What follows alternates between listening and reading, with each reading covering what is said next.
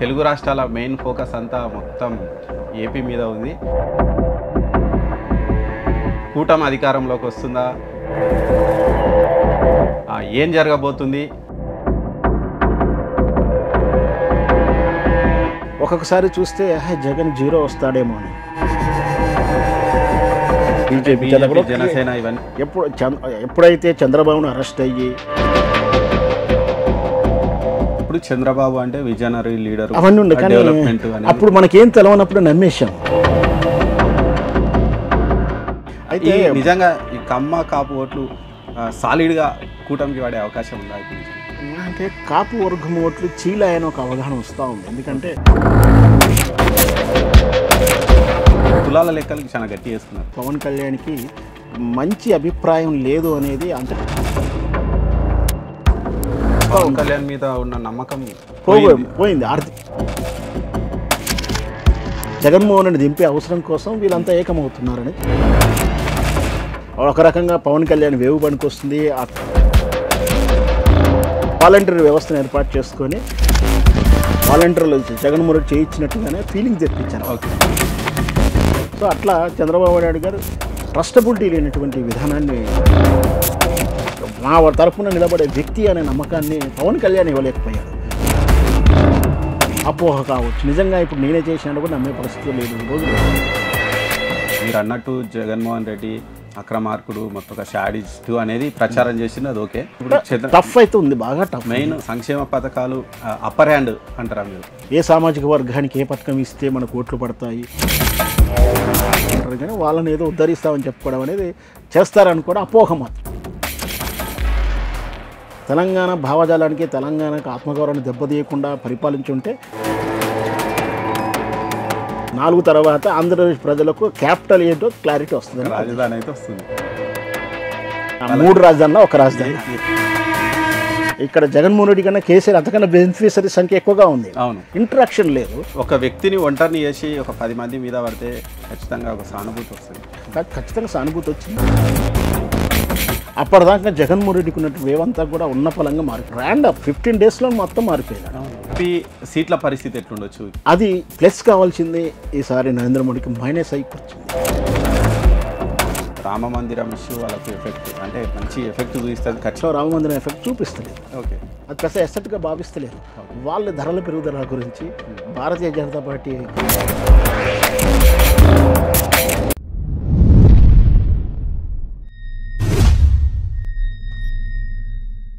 నమస్తే, welcome to Zindagi media. ఇక అందరూ ఎదురు చూస్తున్నారు. ముఖ్యంగా సరే, తెలంగాణలో మనకు ఆల్రెడీ గవర్నమెంట్ మారిపోయింది. ఇక ఎంపీ సీట్లు ఎవరికి ఎన్ని వస్తాయనేది ఉంది. కాకపోతే ఇప్పుడు మెయిన్ ఫోకస్, తెలుగు రాష్ట్రాల మెయిన్ ఫోకస్ అంతా మొత్తం ఏపీ మీద ఉంది. అక్కడ జగన్ మళ్ళీ సెకండ్ టైం గెలుస్తారా, లేకపోతే కూటమి అధికారంలోకి వస్తుందా, అసలు ఏం జరగబోతుంది అనేది, అంటే సర్వేలు కూడా ఎవరు చెప్పలేకపోతున్నారు. కొంతమంది సరే అఫీషియల్గా మనకు సర్వేలు రాకున్నప్పటికీ అక్కడ గ్రౌండ్లో తిరిగినటువంటి వాళ్ళు కొంతమంది ఏమో ఈసారి జగన్ ఓడిపోబోతారని కొంతమంది చెప్తారు. లేదు, ఇక చంద్రబాబు ఈ కూటమి కట్టిన చంద్రబాబుకు ఫలితం లేకుండా పోయిందని కొంతమంది అంటున్నారు. అసలు నిజంగా ఏపీ మీద జరుగుతున్నంత బెట్టింగ్ బహుశా దేశంలో మిగతా ఎక్కడ కూడా జరగడం లేదు అని కూడా అంటున్నారు. ఈ నేపథ్యంలో మనకు సీనియర్ జర్నలిస్ట్ మనతో పాటు ఉన్నారు, శ్రవణ్ కుమార్ గారు. ఏపీ పాలిటిక్స్లో అసలు నిజంగా ఏం జరగబోతుంది అని ఆయన కూడా కాస్త గ్రౌండ్లో తిరిగినటువంటి పరిస్థితి ఉంది. ఆయన అడిగి మరిన్ని వివరాలు తెలుసుకుందాం. నమస్కారం అండి శ్రవణ్ కుమార్ గారు. నమస్తే అండి. నమస్తే అండి. అసలు అంటే మాతో పాటు చాలామంది చాలా ఇంట్రెస్ట్గా చూస్తున్నారు. నిజంగా అసలు ఏపీలో ఏం జరగబోతుంది, ఏపీలో ఎవరు గెలవబోతున్నారు, ఎవరికి ఛాన్స్ ఉంది నిజంగా చెప్పాలంటే? వాస్తవానికి ఎలక్షన్ కోడ్ ఉంది కాబట్టి పలానా గెలుస్తుంది, పలానా సీట్లు వస్తుందని చెప్పేటువంటి అవకాశం లేదు మనకు. చేంజ్ చెప్పకూడదు, అదొకటి ఉంది. సో నేను చట్టాలను గౌరవించే వ్యక్తిగా నేను అట్లా ప్రిడిక్ట్ చేయలేకున్నా వాస్తవ రాజకీయ పరిస్థితులు ఏంటి అని చెప్పే ప్రయత్నం చేస్తాను. రాజకీయ పరిస్థితులను విశ్లేషిద్దాం. 3 ప్రధానమైనటువంటి అంశాలు చెప్తా ఉన్నాను. ఇక్కడ మెయిన్ ఏంటంటే ఏపీ, ఆంధ్రప్రదేశ్, రాష్ట్ర ప్రజలు చాలా వివేకవంతులు. ఇప్పుడు వాళ్ళ అదృష్టవంతులు అని కూడా చెప్పాలి. ఎందుకు చెప్తాను? ఇప్పుడు ఇక్కడ జరుగుతున్న ఎన్నికల్లో 2 రాష్ట్ర స్థాయి ఎన్నికలు, లోక్సభ ఎన్నికలు. ఇప్పుడు రాష్ట్ర స్థాయి గురించి ఫస్ట్ చర్చించిన విషయంలో ఏపీ ప్రజల దగ్గర 2 ప్రోగ్రెస్ కార్డులు ఉన్నాయి. 5 సంవత్సరాల పరిపాలించిన చంద్రబాబు నాయుడు పీరియడ్ని చూశారు, ఈ 5 సంవత్సరాలు పరిపాలించే జగన్మోహన్ రెడ్డి పరిపాలన చూశారు. వాళ్ళ దగ్గర 2 ప్రోగ్రెస్ కార్డులు ఉన్నాయి. ఈ 2 ప్రోగ్రెస్ మార్కులు వాళ్ళకి ఎవరెవరు ఏ కోణంలో వేసుకుంటారు, ఏ సబ్జెక్టులు వేసుకున్నారో చేసుకున్నారు.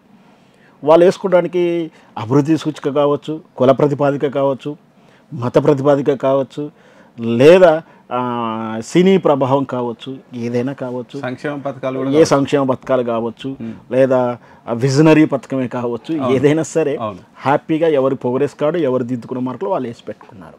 ఇప్పుడు ఎటువైపు వేస్తున్నారు, వాళ్ళు ఎవరు సెలెక్ట్ చేసుకుంటున్నారు? ఈ ఏబీ కాకుండా సి అవకాశం లేదు అక్కడ. లేదు, ఒక ఉన్న కాంగ్రెస్ వచ్చినా కూడా పార్టీ అధికారంలోకి వచ్చేంత అయితే వేవ్ కనపడతలేదు. అంతకుమించి వండర్ ఏమైనా జరిగినా బీజేపీ ఆల్రెడీ ఎన్డీఏ కూటమిలో ఉంది కాబట్టి అట్లాంటి అవకాశం కూడా లేదు. సరే, ఈ మిగతా పార్టీలు కూడా ఉన్నాయి, కేఏపాల్ పార్టీ కానీ ఇతర పార్టీలు ఉన్నాయి కానీ అది వేరే విషయాలు. సరే, ప్రధానంగా అయితే మరి ఏపీ ప్రజలు రాష్ట్ర స్థాయిలో ఎవరు నిలిచబోతున్నారు, ఏం జరగబోతున్నది చాలా మీరు అన్నట్టు ఉత్కంఠభరితంగానే ఉంది.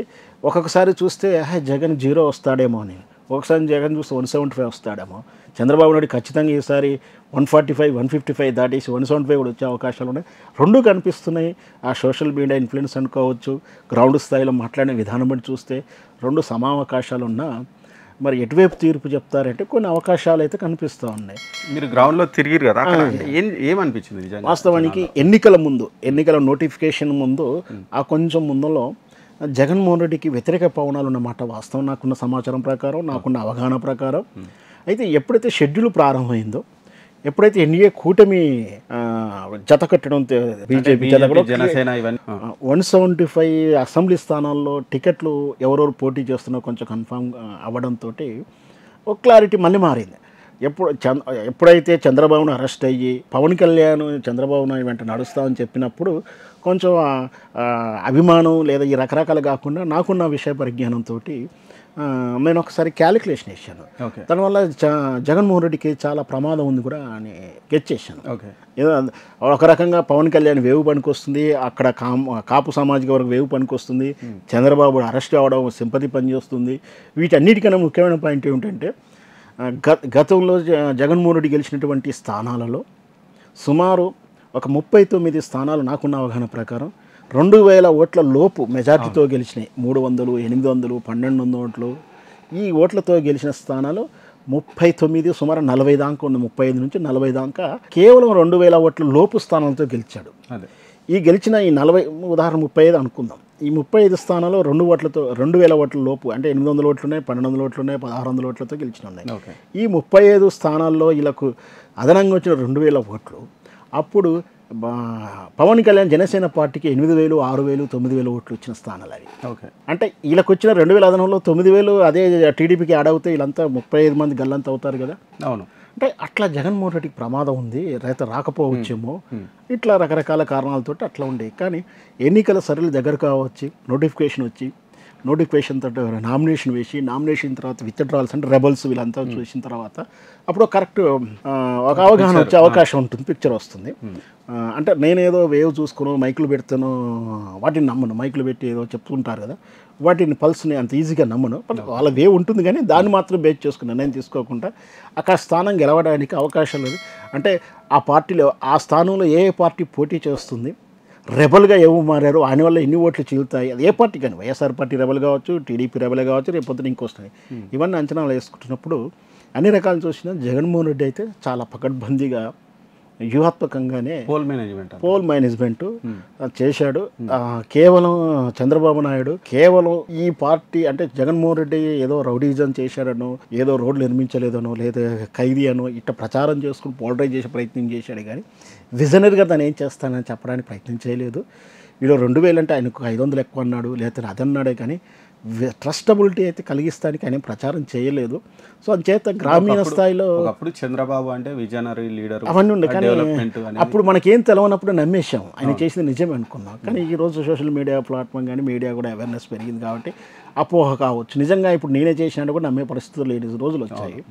ఎందుకంటే ఇప్పుడు ఏ టెక్నాలజీ కూడా వచ్చినా కూడా ప్రతిదీ నిజమైన కథ నమ్మే స్టేజ్లో ఉన్నాం. సో అట్లా చంద్రబాబు నాయుడు గారు ట్రస్టబిలిటీ లేనటువంటి విధానాన్ని అంటే నమ్మకాన్ని కలిగించలేకపోవడం కానీ రకరకాల కారణాలతో అయితే చంద్రబాబు నాయుడు మాత్రమే అధికారంలోకి వస్తాడు అని ఈజీగా చెప్పలేకపోతున్నాం. జగన్మోహన్ రెడ్డి ఎంత ఈజీగా ఓడిపోతాడని చెప్పలేకపోతున్నాం. ఒకటి అంటే ఇప్పుడు టఫ్ అయితే ఉంది, బాగా టఫ్. మెయిన్ అంటే చంద్రబాబు సరే ఈ మీరు అన్నట్టు జగన్మోహన్ రెడ్డి అక్రమార్కుడు మొత్తం ఒక షాడిస్టు అనేది ప్రచారం చేసింది, అది ఓకే. దాంతోపాటు ఆయన కులాల లెక్కలకి చాలా గట్టి చేసుకున్నారు. ఒకటి కమ్మ కాపు. అయితే నిజంగా ఈ కమ్మ కాపు ఓట్లు సాలిడ్గా కూటమికి వాడే అవకాశం ఉందా ఇప్పుడు నిజంగా? అంటే కాపు వర్గం ఓట్లు చీలాయని ఒక అవగాహన వస్తూ ఉంది. ఎందుకంటే కాపు ఓట్లు, సామాజిక ఓట్లు పవన్ కళ్యాణ్ నమ్ముకున్నాడు. ఆ నమ్ముకున్న పవన్ కళ్యాణ్ని ఈయన దగ్గర తీసుకున్నాడు. అయితే కాపు సామాజిక వర్గంలో పవన్ కళ్యాణ్కి మంచి అభిప్రాయం లేదు అనేది, అంటే ఎవరైతే కాపు సామాజిక వర్గంలో కీలక వ్యక్తులు, ఇన్ఫ్లుయెన్సబుల్ ఉన్నటువంటి పర్సన్స్ గతంలో జనసేన పార్టీ పెట్టినప్పుడు వాళ్ళ పార్టీ ఫౌండర్స్ టైప్లోనే, అంటే అధికారికంగా స్థానం ఇచ్చారో అదే కానీ వాళ్ళే ఆర్థికంగా ముందుండి, నాకు తెలుసు హోటల్ పేరు ఇవన్నీ చెప్పడానికి ఇష్టపడతలేను, కానీ వాళ్ళు పార్టీ జనసేన పార్టీ పవన్ కళ్యాణ్ పెట్టే ముందు ఈ కాపు సమాజ వర్గ ఆర్థిక పెట్టుబడిదారులందరూ సమావేశపరిచి వాళ్ళ ద్వారా ఆర్థిక వనరులు సమకూర్చుకొని మోరల్ సపోర్ట్ తీసుకొని ఆ నెక్స్ట్ రోజు ప్రజలకు వచ్చాడు. అట్లాంటి వాళ్ళందరూ కూడా ఈరోజు దూరం ఉన్నారు. అట్లాంటి వాళ్ళందరూ దూరం ఉన్నారు కదా, వారు తరచూ విమర్శిస్తూ మీ ఇంటర్వ్యూలు కూడా ఇస్తా పవన్ కళ్యాణ్ మీద ఉన్న నమ్మకం పోయింది. అదే మేము ఇచ్చిన పెట్టుబడి ఖర్చులు కానీ ఆ విషయం ఏంటంటే మా ట్రస్ట్ నిలబెట్టుకోలేదని వాళ్ళు బహిరంగంగానే చాలా వ్యక్తిగత ప్రైవేట్ ఛానల్ ఇంటర్వ్యూలో చెప్తా ఉన్నారు. అంటే సామాజిక వర్గంలో ఆయనకు భద్రతను, అంటే మా తరపున నిలబడే వ్యక్తి అనే నమ్మకాన్ని పవన్ కళ్యాణ్ ఇవ్వలేకపోయాడు. కొందరు కింది స్థాయి, అంటే గ్రామీణ స్థాయి వాళ్ళు అట్లాంటి వాళ్ళ మద్దతు ఉందో కానీ ఆ మెంటలెక్చువల్గా ఉన్నటువంటి కాపు సామాజిక చాలా వరకు పవన్ వెంట లేరు అని చెప్పగలుగుతాను. ఆ కాపు ఓట్లు ఖచ్చితంగా చీలాయని చెప్పగలుగుతాను. అంటే యాక్చువల్లీ అంటే కమ్మకు కాపుకు పడదు అంటారు కదా, వాస్తవానికి పడదు. కానీ ఇప్పుడు రాజకీయ ఏకీకరణ ఇప్పుడు అవసరం, ఇప్పుడు అవసరం జగన్మోహన్ రెడ్డి దింపే అవసరం కోసం వీళ్ళంతా ఏకమవుతున్నారని చెప్పొచ్చు. Okay okay. అక్కడ జగన్మోహన్ రెడ్డిని ఒక రెడ్డి సామాజిక వర్గంగానో క్రిస్టియన్గానో ముద్ర పెట్టి చూపిస్తున్నారు. ఆటోమేటిక్గా అట్లా అంటప్పుడు అంత స్పెషల్గా ఉన్నప్పుడు ఖచ్చితంగా వీళ్ళంతా కూడా ఏకమవడానికి తప్పేం లేదు. వాళ్ళు రాజకీయంలో కులాల ప్రాతిపదికంగా చేయకూడదని రూల్ లేదు కాబట్టి ఎవరు ఇష్టం వాళ్ళు. అంటే ఈ కుల సమీకరణాల మీద జగన్మోహన్ రెడ్డి సంక్షేమ పథకాలు అప్పర్ హ్యాండ్ అంటారా మీరు? అంటే కుల సమీకరణం కాదు, ఎవరే పథకం రూపించినా కూడా ఈ రాజ్యాంగంలో కులాల పేరు మీద, మతాల పేరు మీద ప్రత్యేకంగా చేయకూడదని చెప్పినప్పటికి కూడా చట్టంలో ఉన్న లొసల ప్రకారం ఏదైనా కూడా ఖచ్చితంగా ఏ పార్టీ టికెట్ ఇచ్చినా, ఏ పార్టీ ఏ పోస్టు పెట్టినా, అంటే కమిషన్ పోస్టులు, చైర్మన్ పోస్టులు ఇచ్చినా కూడా కుల ప్రాతిపదికన రాజకీయ పోస్టులు అన్నీ వస్తున్నాయి. పథకాలు కూడా ఆ విధంగానే ఉంటాయి. ఏ సామాజిక వర్గానికి ఏ పథకం ఇస్తే మనకు ఓట్లు పడతాయి, ఏ నియోజకవర్గంలో ఏ సామాజిక వర్గం ఎక్కువ ఉంది, ఏ సామాజిక వర్గం మా యూనిట్గా, అంటే కొందరు కుల ప్రాతిపదిక ఓటైన సామాజిక వర్గాలు కూడా ఉంటాయి, సందర్భాన్ని బట్టి అవసరాన్ని బట్టి కూడా ఉంటాయి. అవన్నీ కూడా నియోజకవర్గాల యూనిట్ వైజ్గా చూసుకొని ఆ పథకాలు నిర్మించారు.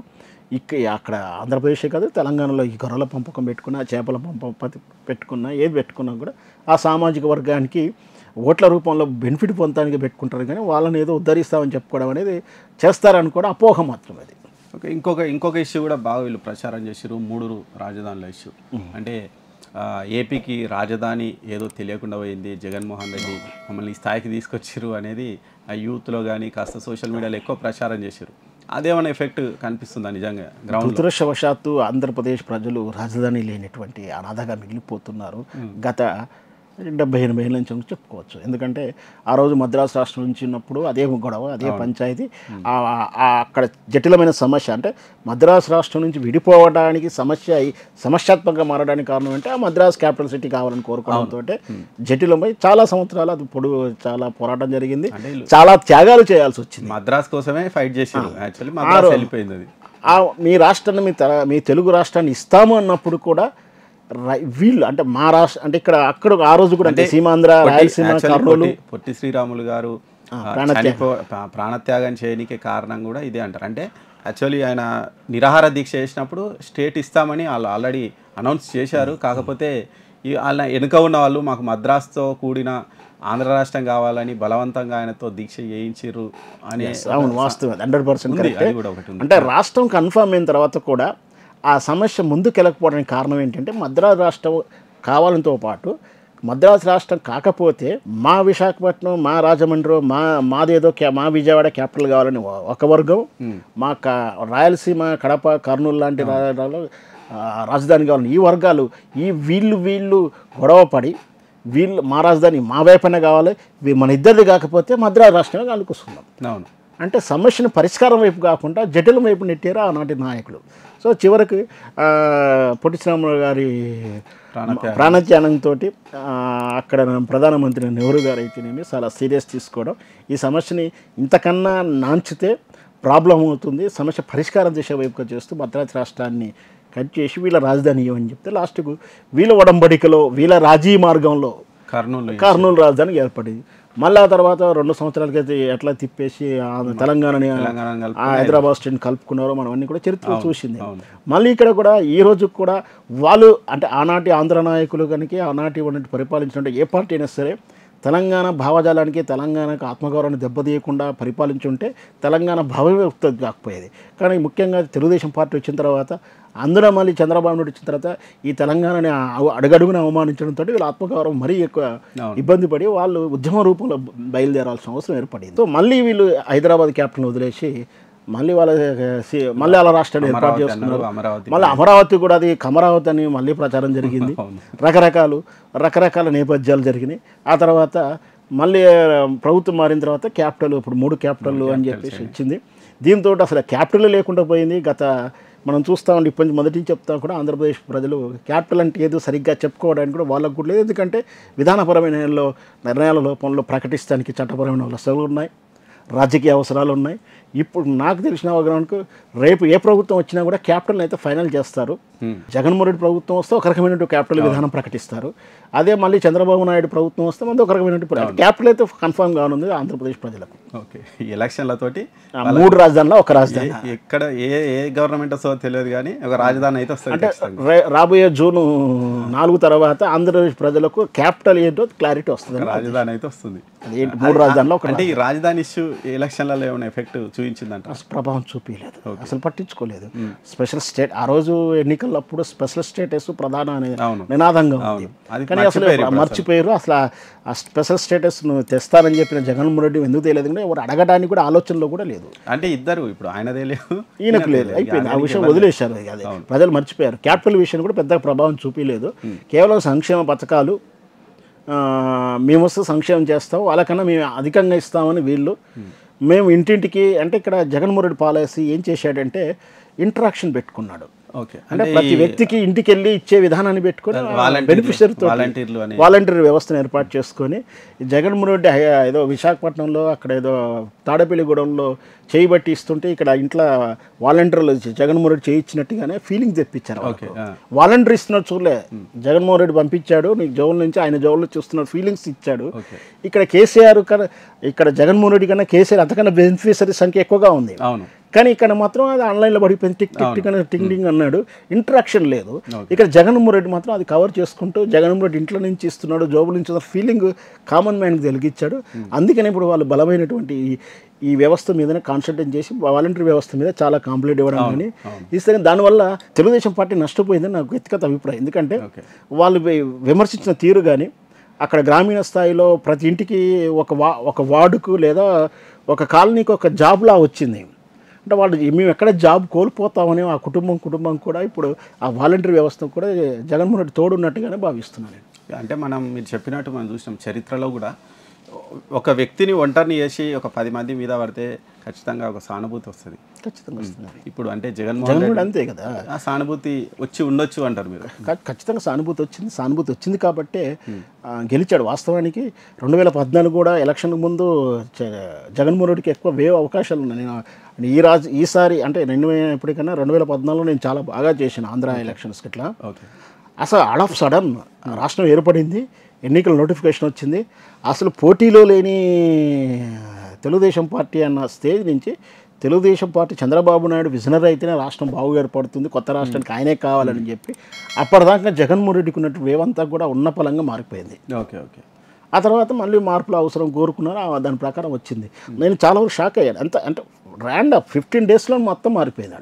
అంటే జనాల్లో ఒకటి వేవ్ వస్తే అది అంతలాగే మనం ఇక్కడ రామచంద్రపురం, విజయవాడ, రాజమండ్రి, కాకినాడ చాలా ప్రాంతాల్లో నేను చేశాను ఎన్నికలు అప్పుడు చేశాను 2014లో.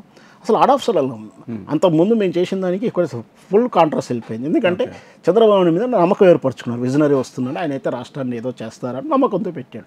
ఆ నమ్మకాన్ని ఆయన నిలబెట్టుకోలేకపోతే మార్పు కోరుకున్నారు. ఆ మార్పు కాస్త ఇప్పుడు తెలుగుదేశం పార్టీ ఉనికికే ప్రమాదం వచ్చేలా ఉంది ఈరోజు. అంటే రేపు గెలవని పరిస్థితుల్లో ఆ పరిస్థితి ఏమవబోతుంది. ఒకవేళ ఇక్కడ చాలా గమ్మత్తుగా ఉంది. రేపు చాలామంది అడిగారు రేపు గెలిస్తే ఏమవుతుంది. జగన్మోహన్ రెడ్డి గెలిస్తే టీడీపీ చాలా ప్రశ్నార్థకం అవుతుంది. అదే టీడీపీ గెలిస్తే జగన్మోహన్ రెడ్డి కూడా చాలా ఇబ్బందులు ఎదుర్కోవాల్సిన పరిస్థితులు. అంటే రాజకీయ కక్షలు పెంచుకుంటున్నారు వీళ్ళు. పాలనా సిద్ధాంతాలు మర్చిపోయి, ప్రజల అవసరాలు మర్చిపోయి, వ్యక్తిగత ఖర్చులు. మనం చూసాం కదా, పోలింగ్ అయిపోయిన తర్వాత గొడవలు కొట్టుకోవడాలు ఎన్ని జరిగినాయి. మనం ఇంకోటి కూడా చూద్దాం సార్. మనం అంటే ఎంపీ ఎలక్షన్ల ఎంపీ సీట్ల పరిస్థితి ఎట్లుండొచ్చు ఇక్కడ మన ఏపీలో? ఏపీ అని కాదు, నేను అట్లా అంటే నార్త్ అండ్ సౌత్గా చెప్తూ ఏపీ పార్ట్ కూడా చెప్తాను. ఓకే, ఓవరాల్గా. ఎందుకంటే ఈ దేశంలో ఎక్కువ రాష్ట్రాల్లో భారతీయ జనతా పార్టీ అధికారంలో ఉంది, అందరికీ తెలిసిన విషయమే. ఎక్కువ రాష్ట్రాలలో ఎక్కువ పీరియడ్ కూడా భారతీయ జనతా పార్టీ ఉంది. అవును. అది ప్లస్ కావాల్సింది ఈసారి నరేంద్ర మోడీకి మైనస్ అయి కూర్చుంది. ఓకే. అంటే 5 times 4 terms 3 terms నుంచి భారతీయ జనతా పార్టీ పరిపాలిస్తున్న రాష్ట్రాలు చాలా ఉన్నాయి. అవును. దాంట్లో ఆ పార్టీ విధానాలను కావచ్చు, రకరకాల కారణంతో మార్పు కోరుకుంటున్నారు. అంటే అధికారంలో ఉన్న భారతీయ జనతా పార్టీకి ఎదురుగాలు వీస్తూ ఉంది. అయితే మనకున్నట్టు 543 స్థానాలలో 131 స్థానాలు దక్షిణ భారతదేశానికి ఉన్నాయి. మిగతా రిమైనింగ్ పార్టీ అంతా ఉత్తర భారతదేశంలో ఉన్నాయి. అంటే హెవీ పర్సెంట్ దగ్గర 72% అనుకుంటా. ఈ 70% అంతా కూడా భారతీయ జనతా పార్టీకి ఎదురుగాలు వీస్తుందని అంచనా వేసుకొచ్చుకున్నాడు నరేంద్ర మోడీ గారు. ఓకే. కాబట్టి దక్షిణ భారతదేశం మీద కాన్సన్ట్రేట్ చేశాడు. దక్షిణ భారతదేశంలో 131లో మనం ఎంత గెలవగలుగుతాం, ఏ రాష్ట్రంలో ఎట్లా యూనిట్ వేస్కి ఆయన ప్రమాణాలు చేసుకొని ఏ రాష్ట్రానికి ఆ రాష్ట్రానికి రాజకీయ ప్రమేయాలతోటి ఎన్నికల షెడ్యూల్ వచ్చేలా ప్లాన్ చేసుకొని, ఎన్నికల షెడ్యూల్ ఆయన చెప్పినట్టు పెట్టని ఎన్నికల కమిషనర్ చేత రాజీనామా చేయించి, చాలా ఎత్తుగడ ఇదంతా కూడా రాజీనామా చేయించి ఆయనకు అనుకూలంగా చేస్తున్న ఏ రాజకీయ పార్టీ వచ్చినా అలాగే చేస్తుంది. ఆడ రాజకీయ పార్టీలు అలా ఆ స్థానంలో ఉన్న వాళ్ళు చేయకూడదు, కానీ రాజకీయ పార్టీ వాళ్ళు కాబట్టి, వాళ్ళు వ్యక్తులు కాబట్టి ఈ విధంగానే సరే చేసుకున్నారు. ఇక్కడ దక్షిణ భారతదేశంలో నరేంద్ర మోడీకి చాలా అదృష్టవంతుడు. ఎందుకంటే ఇక్కడ తెలుగుదేశం పార్టీకి వచ్చినా, వైఎస్ఆర్ పార్టీకి వచ్చినా రెండో కూడా నరేంద్ర మోడీకి సపోర్ట్ చేస్తారు. ఏపీలో ఎవరికి వచ్చినా వాళ్ళే బీజేపీకి వచ్చినట్టే. 25 వైఎస్ఆర్ పార్టీ గెలిచినా నరేంద్ర మోడీకి మద్దతు ఉంటుంది. అవును. టీడీపీ గెలిచినా కూడా ఉంటుంది. లేదు 50-50 గెలిచినా, 60-40 గెలిచినా 25 పక్కా స్థానాలు మాత్రం దక్షిణ భారతదేశంలో నరేంద్ర మోడీకి సపోర్ట్ ఉంది. అవును. ఇక్కడ తెలంగాణలో ఆ విధంగా లేదు. కాంగ్రెస్, తెలుగుదేశం, కాంగ్రెస్, బీజేపీ, బీఆర్ఎస్ స్థానంలో వాస్తవానికి ఉన్న వాస్తవం ఒప్పుకోవాలంటే బీఆర్ఎస్ పార్టీ వీళ్ళ పోటీలో అంత స్థానంలో లేదని చెప్పొచ్చు స్పష్టంగా. వాస్తవానికి బీఆర్ఎస్ క్యాండిడేట్స్ బయట పోటీ చేస్తున్నారు, వీళ్ళకి పార్టీ క్యాండిడేట్ లేకపోవడం జరిగింది. సరే అది ఏం జరిగినా కూడా బీఆర్ఎస్ అయితే ప్రథమ శ్రేణిలో కానీ సెకండ్ స్టేజ్లో ఉంటుందని నేను అనుకుంటలేను. సరే 2 గెలుస్తుందా, 4 గెలుస్తుందా, 3 గెలుస్తుందా అయితే అవుతాయి. కాంగ్రెస్ కానీ బీజేపీ 1-2 ఎక్కువ, వీళ్ళిద్దరే ఉన్నారు సెకండ్ రేంజ్లో. ఇక్కడ నాకున్న 7-8, కర్ణాటకలో 10-15, తమిళనాడులో అంటే దక్షిణ భారతదేశంలో వీళ్ళకు ఒక 50-60 స్థానాలు ఉన్నాయి. ఓకే. 50కి 5 ఎక్కువ కానీ తక్కువ కానీ, అంటే 25 పోని మిగతా 25 చంపేశారు. సో దక్షిణ భారతదేశం దాటితే వాళ్ళకు నార్త్లో ఎన్ని వస్తాయనేది ఇప్పుడు వాళ్ళకి టెన్షన్గా ఉంది. ఎట్లా మార్పు జరుగుతున్నారు మరి, ప్రజల్లో సైలెంట్గా చేస్తున్నారు. రామ మందిరం ఇష్యూ వాళ్ళకు ఎఫెక్ట్, అంటే మంచి ఎఫెక్ట్ చూపిస్తుంది ఖచ్చితంగా. రామ మందిరం ఎఫెక్ట్ దక్షిణ భారతంలో చూపిస్తుంది కానీ ఉత్తర భారతదేశంలో రామ మందిరం ఎఫెక్ట్ చూపిస్తలేదు. ఓకే. ఎందుకంటే రామ మందిరం ముచ్చట వాళ్ళు విని విసిగి ఉన్నారు. అది పెద్ద ఎసెట్గా భావిస్తలేరు. వాళ్ళ ధరల పెరుగుదల గురించి, భారతీయ జనతా పార్టీ రైతు విధానాల గురించి విసిగి వేసారి ఉన్నారు. మార్పు కోరుకుంటున్నారు. సో ఆ మార్పు ఎలా ఉండబోతుంది, ఇక్కడ ఏంటంటే ప్రత్యామ్నాయ నాయకుని చూస్తున్నారు, ప్రత్యామ్నాయ పార్టీని చూస్తున్నారు. వాళ్ళు ఏ విధంగా ఓటైపోతున్నారు అనేది ఒక సైలెంట్గా ఉంది. రేపు ఓటింగ్ శాతంలో తెలుస్తుంది. మొత్తం మీద ఆంధ్రప్రదేశ్లో ఎవరు గెలిచినా కూడా కేంద్ర ప్రభుత్వం తరఫున వాళ్ళకైతే ఇద్దరు పార్టీలు కూడా నరేంద్ర మోడీకి సపోర్ట్ ఇస్తారు.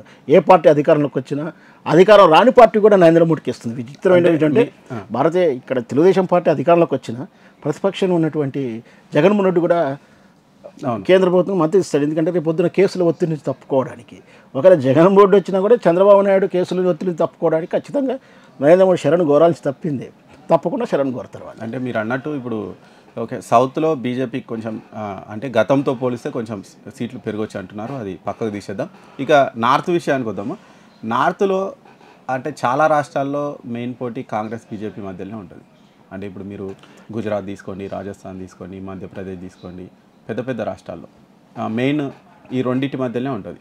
అంటే అక్కడ బీజేపీని కాదని కాంగ్రెస్కు ఓటేసే పరిస్థితి ఉందా? అంటే అక్కడ కాంగ్రెస్కు గట్టి లీడర్ ఉండరు అని జనాలు అనుకుంటున్నారా? అంటే ఓట్ల సర్వేలు వేరు. ఇప్పుడు మనం ఉదాహరణకు అర్థమయ్యే భాషలో చెప్పుకోవాలంటే ఇక్కడ తెలంగాణలో వాస్తవానికి ఈ ఎన్నికల ముందు 2-3 ఇయర్స్ చూసుకున్న రేవంత్ రెడ్డి కూడా గ్రామీణ స్థాయిలో కానీ ఎక్కడ కానీ పోటీలో పెద్దగా ప్రచారంలో లేడు, ఎక్కడా లేడు. కాంగ్రెస్ లీడర్ కూడా ఎక్కడా లేరు, ప్రచారం లేరు. అంత ఒకవేళ ఉన్నా ఈ కాంగ్రెస్ కన్నా భారతీయ జనతా పార్టీ ఎక్కువ ప్రజల్లో ఉంది. వాళ్ళు ఉద్యమాలు చేశారు, వాళ్ళ ఇన్ఫ్లుయెన్స్ ఎక్కువ ఉంది, ప్రజల దృష్టి వాళ్ళ వైపే ఉంది. బండి సంజయ్ అనుకోండి, ఇట రాజేంద్ర అనుకోండి, మన రఘునందరావు గారు ఏం చేసినా కూడా కాంగ్రెస్కు లేదని ఎంత చెప్తున్నాం, దానికన్నా బీజేపీ ఎక్కువ కొంది. కానీ అనూహ్యంగా మాత్రం ఎన్నికల తీరు వచ్చిన తర్వాత అనూహ్యంగా ఎలాంటి మార్పు వచ్చింది, 6 monthsలో మొత్తం చేంజ్ అయిపోయింది. ఎలా వచ్చిందో మనం చూసాం. అలాగే అక్కడ కూడా రాహుల్ గాంధీ మంది మీద ఉండకపోవచ్చు, కానీ ప్రత్యామ్నాయం లేనప్పుడు కానీ ఉన్నదాంతో అడ్జస్ట్ పెట్టుకొని ఆలోచన చేసినప్పుడు కానీ అక్కడ తీవ్రతమైన కేసీఆర్ మీద తీవ్రమైన కోపంతో ఏ విధంగా అయితే వ్యతిరేక ఓటు ఎవడైనా పర్లేదని ఎట్లా వేశారో అక్కడ కూడా మోడీకి ప్రత్యామ్నాయంగా ఎవరు లేకున్నా సరే ఉన్నోడే స్థాయిలో వచ్చిందంటారా? మోడీ ఖచ్చితంగా వచ్చింది, ఖచ్చితంగా కేసీఆర్ మీద వచ్చినంత వ్యతిరేకత మోడీ పైన ఖచ్చితంగా. ఎందుకంటే గుజరాత్ రాష్ట్రంలో గుజరాత్, బీహారు ఈ రాష్ట్రాల్లో ముఖ్యంగా ఈ దేశానికి అన్నపూర్ణ లాంటి 2 స్టేట్ పంజాబ్ అండ్ హర్యానా రాష్ట్రాల్లో ఇక్కడ రైతు ఉద్యమాలు, రైతుకు వాళ్ళు చెప్పిన నష్టాల వల్ల ఆ 2 రాష్ట్రాలు బీజేపీకి వ్యతిరేకంగానే ఉన్నాయి. అక్కడ ఆమ్ ఆద్మీ పార్టీ చాలా బలంగా ఉంది. దాంతోపాటు కాంగ్రెస్కు మొదటి నుంచే వాళ్ళ కాంగ్రెస్ రాష్ట్రాలు అవి. సో అవి కూడా ఇంకోటి పంజాబ్లో ముఖ్యంగా ఏంటంటే వాళ్ళ ఆత్మగౌరవం మీద నరేంద్ర మోడీ చేసినటువంటి విధానంలో వాళ్ళ ఆత్మగౌరవాన్ని దెబ్బతీసింది. ముఖ్యంగా పంజాబీలంతా కూడా దేశద్రోహులని, పంజాబీలంతా ఖలిస్తాన్ ఉద్యమకారులు అంటూ కనిపించిన ప్రతి ఆఫీసర్ని కానీ ప్రతి వ్యక్తిని విమర్శించిన, అంటే నరేంద్ర మోడీ విమర్శించిన ప్రతి వ్యక్తిని అంటే ఖలిస్తాన్ ఉద్యమకారులను ఉగ్రవాదిగా చిత్రీకరించే విధానాలు వాళ్ళ ఆత్మగౌరవాన్ని దెబ్బతీసింది.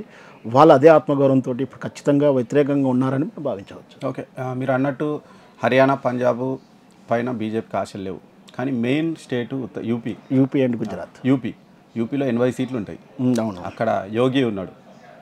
అక్కడ మెయిన్ అంటే ఈ స్టేట్లన్నీ ఎట్టున్నా కానీ యూపీలో మెజార్టీ సీట్లు గెలుచుకుంటే బోటాబోటీ మెజార్టీతోనైనా, అంటే ఒకవేళ వీళ్ళు గెలుచుకున్నా వాళ్ళు గెలుచుకున్నా ఆటోమేటిక్గా అధికారంలోకి వచ్చే పరిస్థితి నిజంగా యూపీలో ఎలా ఉంది గ్రౌండ్? వాస్తవానికి అయితే నేను ఇంతకుముందు చెప్పినట్టుగానే జగన్మోహన్ రెడ్డి ఖచ్చితంగా ఓడిపోతాడని చెప్పడానికి అవకాశం విధంగా లేదు. నరేంద్ర మోడీ ఖచ్చితంగా గెలుస్తాడని చెప్పే అవకాశాలు అయితే లేవు. ఓకే, వాళ్ళు 400 ఏదో చెప్తా ఉన్నారు కదా, 400 సీట్లు కాదు కదా, వాళ్ళకు బ్రేక్ ఈవెన్ వచ్చేది కూడా కష్టంగా ఉంది. 303 సెకండ్ 303 ఇప్పుడు 240 అంతకన్నా ఎక్కువ. ఓన్లీ బీజేపీ అంటారా? ఓన్లీ బీజేపీకి 240 వచ్చినా మిగతా పార్టీలతో కలిసి మంచి ప్రశ్న ఉంది. అయితే ఇప్పుడు మారిన కాలమాన పరిస్థితులలో ఈ 240 కాకుండా ఎన్డీఏ కూటమిలో ఉన్న వాళ్ళు పెద్ద పార్టీలు ఏవి లేవు. అవును, జేడీఎల్ ఏదో ఉంది కదా, జనతాదళ్, జేడీఎస్ ఇక్కడ ఉంది, వాళ్ళకు వ్యతిరేకంగా ఉంది పరిస్థితి. అవును, అంటే వాళ్ళు కర్ణాటకలో జేడీఎస్ వస్తే 1-2 సీట్లు వస్తాయి. వాళ్ళ గొప్పగా మ్యాజిక్ ఫిగర్లు వచ్చేంత స్థాయి ఏం లేదు, జేడీయూ కూడా లేదు. మిగతా పార్టీ చిన్న చితక పార్టీలు వాళ్ళు ఏ పార్టీ ఎన్డీఏ కూటమిలోకి పోతారు, అవసరం అయితే ఎన్డీఏ కూటమిలో పోతారు, ఇండియా కూటమి పోతారు, రేపు ఇంకో కూటమిలో పోతారు. ఖచ్చితంగా నరేంద్ర మోడీ వైపు నడుస్తానికి అయితే ఇష్టపడరు. ఎందుకు పడరు కూడా చెప్తారు. ఎందుకంటే నరేంద్ర మోడీ దగ్గర పోతే వీళ్ళ ప్రాబల్యం పోతుంది. వాళ్ళని బలమెంతో బ్లాక్మెయిల్ చేసి వాళ్ళని పార్టీలో విలీనం చేసుకోవడం, వాళ్ళని నిలవరించడం అనేది చేస్తున్నారు. కాబట్టి ఇంకొకటి ఫ్రీడమ్ అనేది ఉండదు. మనం ఇంకో కూటమికి అయితే మనకు ఫ్రీడమ్ ఉంటుంది, ఆత్మగౌరవం ఉంటుందనే ఉద్దేశంతో ఖచ్చితంగా ఇటువైపు మారుతారని చెప్పి కాంగ్రెస్ వాదులే చెప్తున్నారు. నిజంగా ఇది కూడా నిజమే అనిపిస్తుంది. బహుశా రేపు చూద్దాం. అంటే 240, 220 వచ్చిందంటే మీరు అన్నట్టు జరగాలంటే కాంగ్రెస్ కు మినిమం ఒక 150 ఆల్రెడీ చెప్తున్నారు. ఆల్రెడీ 120 దాటితే మేమే కాంగ్రెస్ వస్తుంది. ఒక 150 సీట్లు వస్తే ఖచ్చితంగా కాంగ్రెస్ వచ్చే ఛాన్సెస్ అవకాశం. ఎందుకంటే వాళ్ళందరూ కూడా మళ్ళీ రంగు మారుస్తారు, పార్టీ మారుతారు, ఎన్డీఏ కూటమితో ఉంటారని ఎప్పుడు ఇష్టపడరు వాళ్ళు. కావలసిన వస్తారని నమ్మకం వీళ్ళకు కూడా ఉంది. అది మరి ఆ వచ్చే మ్యాజిక్ ఫిగర్ ఏంటనే తెలిస్తే మనం ఏదైనా చెప్పగలుగుతాం. అది ఇక మనం పొలిటికల్ సినారియో అంటే ఏపీలో ఎలా ఉంది, ఏపీలో ఎవరు గెలుస్తారు అనేది చెప్పే పరిస్థితి లేదు. కాకపోతే కాస్త జగన్ వైపు ఎడ్జ్ ఉండొచ్చు అని చెప్తున్నారు. అట్లే దేశంలో నరేంద్ర మోడీ హ్యాట్రిక్ కొడతారు అని వాళ్ళు చెప్పుకున్న ప్రచారం నిజమవడం కష్టంగా ఉంది అంటున్నారు మన సీనియర్ జర్నలిస్ట్ శ్రవణ్ కుమార్ గారు. That's all for today. Thank you.